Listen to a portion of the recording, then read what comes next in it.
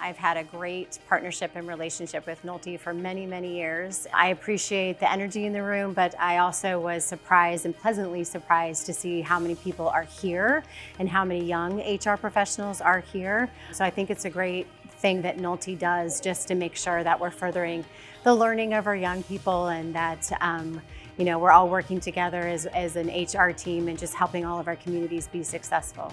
I really liked it. It's different than the seminars that you just sit and get talked to for 2 or 3 hours.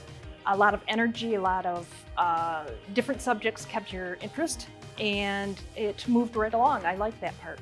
We have a team that's educated on these topics. So we're bringing in subject matter experts to give quick bite-sized pieces of information. So you're going to be at a table for about 12 to 15 minutes, but then we also offer opportunities to dig deeper into those conversations if needed. So they're going to receive either your SHRM credits or your HRCI credits for attending this event. And it is 100% just educational for those HR professionals and benefit professionals, just to make sure that you're staying up to date with the most newsworthy items. Join us on August 17th in Grand Rapids. We are excited to bring this HR and Benefits Bootcamp to those HR professionals in the West Michigan region.